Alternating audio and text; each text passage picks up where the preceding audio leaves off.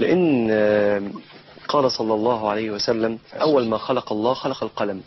تعرف قبل ما اقول الحديث عايز اقول حاجه. عارف لما تحس انك انت لوحدك يا اياد ضعيف في وسط الدنيا دي مش عارف تعمل حاجه، بتتعب نفسيا بتتقهر. لكن لما تحس ان في حد بيساندك وهو قوي قوي، وبعدين في حنيه قوي، وبعدين عالم بحالك قوي، وبعدين يعرف اللي انسب ليك ويعرف اللي يضرك.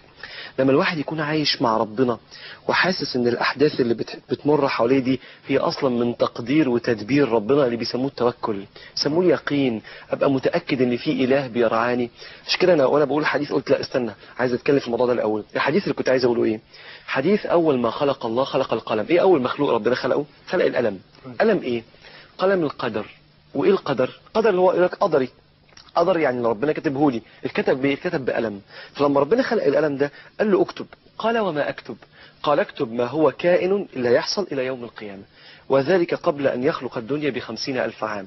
يبقى قبل ما ربنا يخلق الدنيا ب50,000 سنه خلق القلم وقال للقلم اكتب كل حاجه هتحصل. فالقعده دي يا اياد انا النهارده السبت ده انا كنت مع اولادي لسه من شويه في النادي بيلعبوا رياضه، سبتهم وجيت. هو ربنا كاتب كده ان انا هسيبهم واجي وهاخد الانفاس دي. حتى الحديث بيقول لك انفاس معدوده في اماكن معلومه. ربنا قايل ان مصطفى واياد ياخدوا النفس ده هنا في المكان ده. اذا كل حاجه مقدره. اذا الرزق اتكتب خلاص وانت طلبت منك انك تسعى وتجتهد. مراتي اتكتب اسمها عند ربنا وانا مطلوب مني ان انا اسعى واجتهد. هموت امتى؟ مكتوب عند ربنا عز وجل وانا مطلوب مني ان انا اخد بالي من نفسي واسعى واجتهد. اذا لما كل حاجه تبقى مكتوبه كده لازم الانسان نظرته للدنيا تختلف. نظرته للابتلاء لما الواحد يتمنع من حاجة او لما يبتلى بمرض، واحنا بعد شوية عايزين نتكلم مع بعض على انواع الاحداث اللي بتضايق الواحد وازاي الواحد يفهمها. لكن انت لو فهمت تستريح. فاكر يا اياد احنا عارف سيدنا موسى لما كان ماشي مع سيدنا الخضر في سورة الكهف، كان ماشي معاه فلقى بيعمل حاجات غريبة قوي، وسيدنا الخضر قال لسيدنا موسى وانا عايز الشباب يا ريت يفتحوا سورة الكهف وهي سهلة جدا جدا بعد كده ويقرأوها، وهي لما تتقري يوم الجمعة ربنا بيدينا ثواب كبير قوي.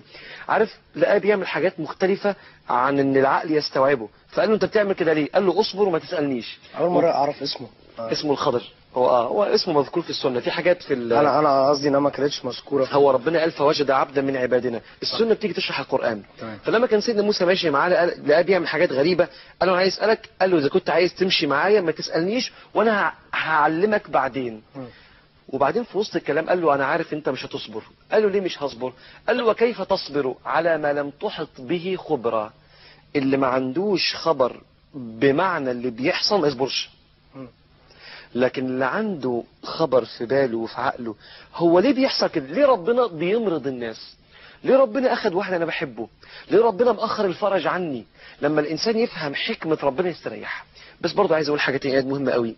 انت عارف يا اياد احنا مقصرين في حاجة، مقصرين ان احنا نعرف ربنا كويس. ساعات كتير قوي الواحد بيقول انا عارف ربنا مش محتاج حد يعرفني بربنا. لا يا جماعة احنا مش عارفين ربنا كويس، لان احنا ساعات كتير بنغضب على ربنا واحنا مش واخدين بالنا. ليه يا رب عملت كده؟ انت بتحاسب ربنا.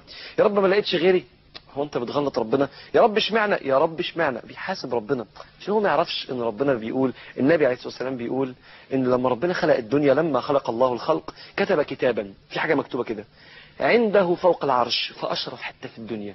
مكتوب في الكتاب ده ربنا هيتعامل ازاي مع الناس. مكتوب في الكتاب ده ان رحمتي سبقت غضبي. ربنا رحمته بتغلب غضبه. ربنا صبر على معاصي كتير قوي بتتعمل وما اخدش النعم مننا اللي بنعصي بيها. ربنا سبحانه وتعالى احنا بننساه كتير قوي ومع ذلك هو مش بينسانا.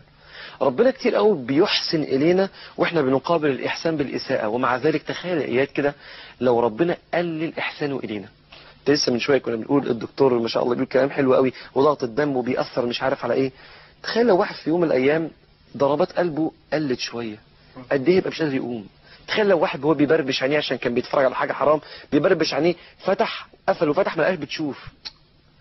لا يا عم ما تكئبناش بالكلام ده. صح احنا يا عم عايزين نعيش واحنا مستبشرين. احنا مستبشرين بكرم ربنا بينا، وليل نهار النعم نازله 24 ساعه مش حاجه ناقصانا.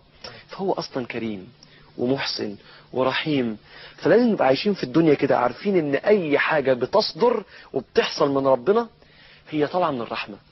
لما تبقى عارف ان الهك اللي قريب منك قوي اللي بيقول اني قريب مجيب، لما تعرف ان تعاملاته اصلا كلها حب اي حاجة تيجي منه حلوة او في ذهننا وحشة ابقى مطمن. عشان كده النبي عليه الصلاة والسلام بيقول عجبا لامر المؤمن. امر المؤمن ده غريب، ان امره كله له خير. كل حاجة عند المؤمن حلوة عند المؤمن، وليس ذلك إلا للمؤمن. إن أصابته سراء حاجة حلوة شكر الحمد لله رب العالمين فكان خيرا له ربنا يديله أكتر، وإن أصابته ضراء حاجة وحشة صبر فكان خيرا له. لما يصبر ربنا يديله الثواب ويرفع عنه الحاجة دي أو يديله جزاء كبير في الدنيا لو حكمة ربنا إن الابتلاء ده يستمر. لكن شوف يا يد، أنا لو حصلت لي مشكلة في الشغل وأنا بجتهد في شغلي، مطلوب مني كبني آدم أجتهد ان أحل المشكلة دي، بس قلبي يبقى مطمئن بالله ربنا مش هيضيعني، إن معي ربي سيهدين.